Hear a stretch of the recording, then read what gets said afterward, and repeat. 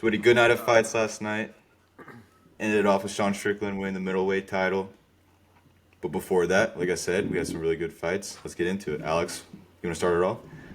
We had a couple of gems here. I am so proud of my pick. I love being right, which I was not right at all with the main event. But anyway, we have Manel Kopp at 125 pounds against Felipe dos Santos making his UFC debut.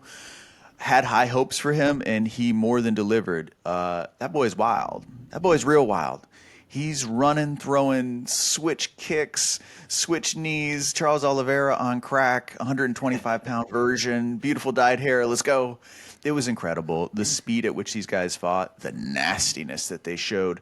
There were some flurries up against the cage where Cop literally just unloaded like six-piece combos in a split second. I'm not saying this guy's a nice guy. In fact, I don't think he is. He seems pretty nasty every time he's talking with other fighters or at press conferences or on social media or speaking in general. But this guy's got a bright future at the weight class, and I hope against hope that they gave Felipe a nice contract for coming in on short notice. Wow, incredible fight. What was your guys' take on our boy Tai Tuivasa? Yeah, but I just want to say for Cobb, first off, like, props for taking that fight because this guy, like, making his UFC debut, unranked, super dangerous. Like, props to him for taking that fight. It was last minute, but still, like, he could have backed out, but he didn't. So respect to him for that. The fight went exactly how I thought it would, though. He's just too experienced. You know, Cobb's on like a different level. His defense is tighter. He's more calculated. But Dos Santos has a bright future. He's 23 years old. He's going to be a problem for sure. But for Yeah. Tuivasa I mean, and dude, Volkov, the, okay. okay. Oh no, I was just saying, like, they were comparing him to Charles Oliveira before the fight, like how he fights kind of like him. I was like, oh, we'll see. I don't. I mean, he obviously trains at the same gym, but man, he looked just like Charles Oliveira in some of those those exchanges, man, falling right into the guard after kind of getting rocked, grabbing onto the clinch when he was in trouble. I mean, it was pretty funny. I mean, it was awesome to see, but and the shooty box tattoo on the neck too. Yeah.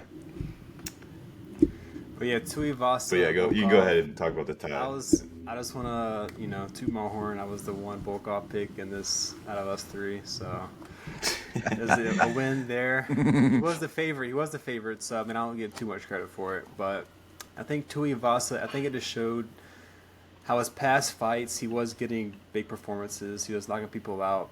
But part of me thinks that after seeing this fight, he's just a brawler. I don't think there's much skill in his game. I think he just likes to throw hands, and if he connects, it's good for him. But sometimes he doesn't.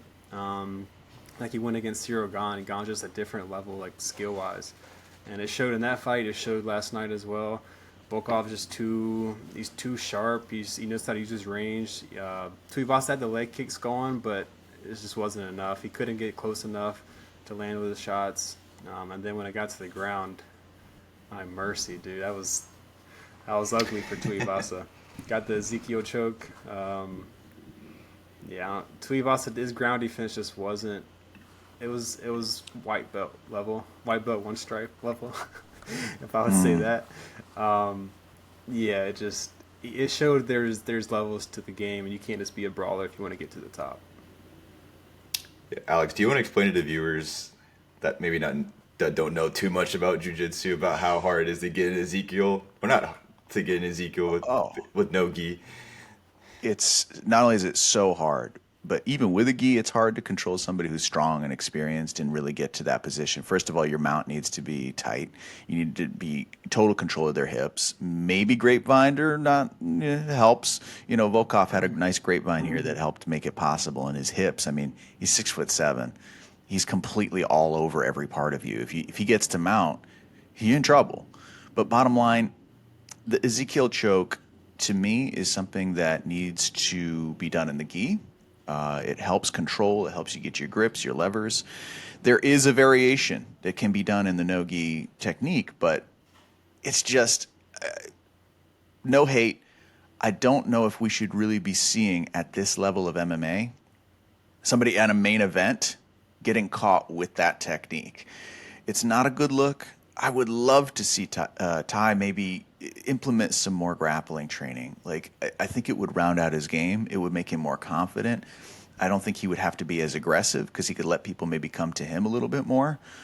It's something that's definitely a glaring hole, and I really like the guy, so I don't want to go too hard on him because I think he's good for the sport. He's fun. It's just that is a tough look to see something like that, and we expect, I think, a commensurate level of grappling knowledge at this point. That Yeah. was a tough one. I don't want to hate on Ty, but you guys seen Street Beefs on YouTube? Like the Mm-mm. backyard fighting? He kind of reminds me of that, where he just comes in there and starts brawling. And really, not much IQ of the fight game, which I know he's obviously an elite fighter. But I would love for him to kind of work on some stuff and come back. Not hitting too much, but that's what it kind of reminded me of, man. These past few fights, it's just like a street beef fight. The Kimbo stuff. Yeah. Yeah. Yeah. Oh, The two fights. Pleasure Man. Pleasure, man. Yep. Pleasure Man. Brad, you could give us your thoughts on the pleasure, man. I think it looked like an easy fight for I believe Tyson Pedro. But it was a pick'em fight. It was a close fight before it started. And yes, he caught him, but I think it's not an easy fight to pick because Turkali, I believe his name is, the Pleasure Man. Good. He does have a decent grappling game. He likes to get to the back, which I thought he had a shot at. I think it depended if Pedro was aggressive enough with his hands when he was countering him, and etc. And he showed he was aggressive. He let his hands go, and that's what made the difference in this fight. However, if he didn't come out with that sort of style, that sort of just wanting to take his head off, I think Pleasure Man was easily going to win this fight. So I think, it looked easy, but 2020 or hindsight's always 2020. So it's easy to say now that it was an easy fight for him, but it still could have gone either way. But I'm glad he won. I'm always fading a Pleasure Man if that's your nickname. I'm never going to ride with him. There's two fights or two moments in the fights last night that I always like to find the most sublimely ridiculous parts of the card. And first of all, when they're announcing Anton Takrali and he's in his side of the ring and they're making the announcements, he had like this taunt before the fight where he was like, I don't know what that is. I don't know what he's doing. I don't know what his deal is, but it's hilarious. Continue being weird. We love you. And we hope that you actually win a fight so that we can support you. Also, here's another thing. At some point, I think it was like the second or third fight of the night, the horn went off at the end of the I round. heard that. And it sounded like a car thing. And so DC starts texting people to figure out what's going on. And they say that they're experimenting with a new sound that sounds like a car horn at the end of the round. And DC, without hesitation, goes, that's a transformer. I love it. Yeah, I what love you, was DC. that? What's wrong with the normal horn, man? Oh, man. Oh, what's wrong with the one we used? I want to touch on maybe some of the CKB guys, but also Blood Diamond that and Radke. That was a very interesting fight. I know we're going back, to the early prelims. We kind of mentioned him in the last episode, but Blood Diamond looked better, but he still didn't look great. And I know he's like one of these CKB guys, but I wasn't too fond on him. Yeah, in his that grappling fight. looked a lot better, at least like defensive grappling. When he was against the cage, the guy didn't take him down. It was kind of like definitely a boring fight. Not kind of, it definitely was a boring fight. But yeah, I think the offense just wasn't there for Blood Diamond.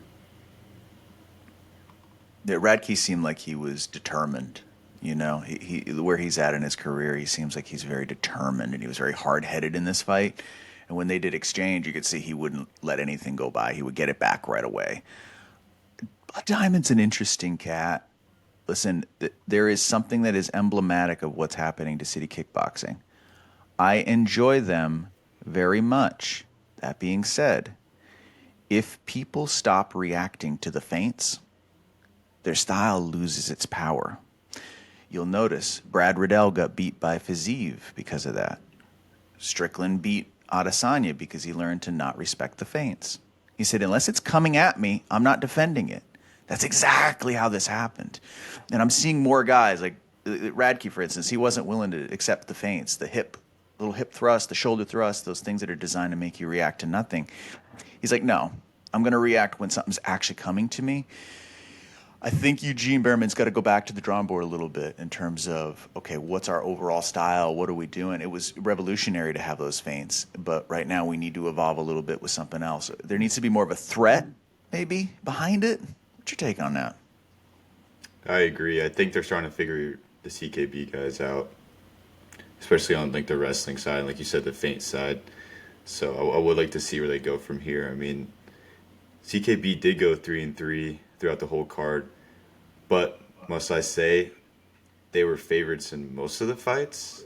I'm not sure. I have to go back and check. So I mean, 3-3 is not horrible, but when you're kind of getting the favoritism of being in the home field advantage, I think you'd want to see them do a little better. That's just me. But I think they need to evolve.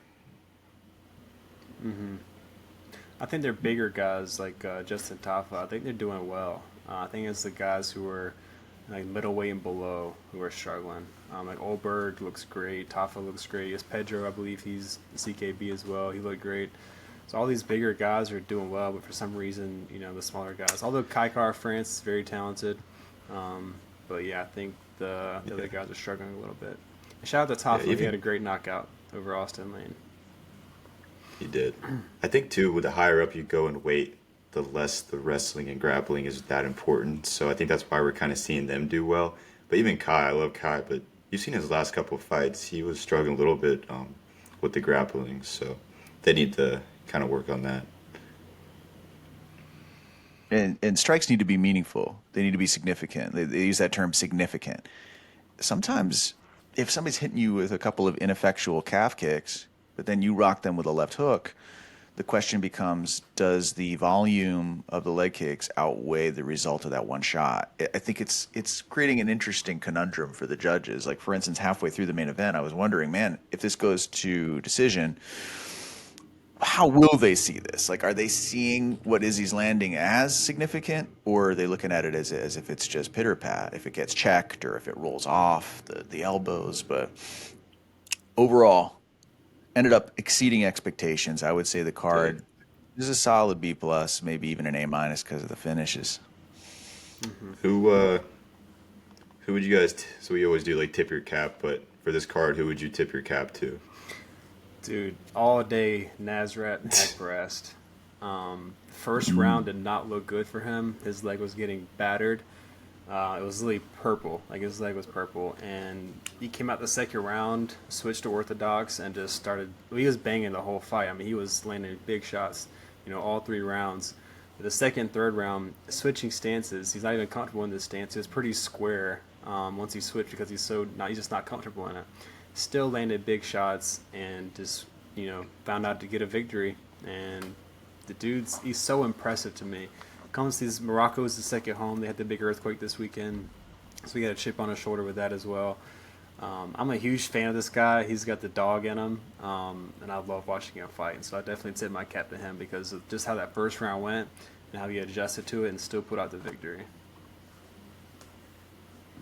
Alex?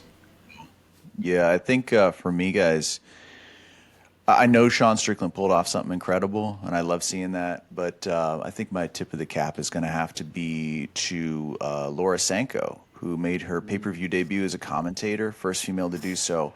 I got to say, I was very impressed, and a lot of her stuff that she's offering as analysis is stuff that even the retired fighters miss a lot. And I would just love to see her on a panel with like maybe Paul Felder, John Anik, and her. That could be some dream stuff. And I still love DC all the time.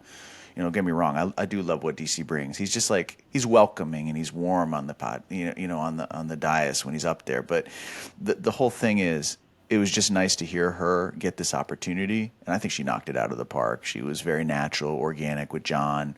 It was a great set of calls from her, I thought. Yeah, and also in Singapore, I was going to bring this up. I believe they had to be up at 3 a.m. to prepare to get to the arena for this card. So imagine your first pay-per-view for Laura Sanko. Middle of the night, you have to wake up and prepare to do, play-by-play, or not play-by-play, but color commentary for your first pay-per-view event. That's pretty impressive. So I was thinking about doing it to Dos Santos, but I have to go with Sean Strickland. Tip my cap to him. He came in there, fulfilled his game plan, shocked the world.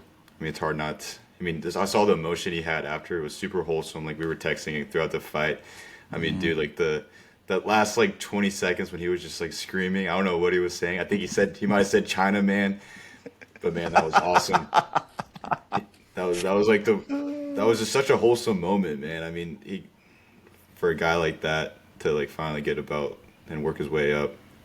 Yeah, definitely tip my cap to Sean Strickland. What's funny is like after the fight, he was super emotional, like wholesome, like you said.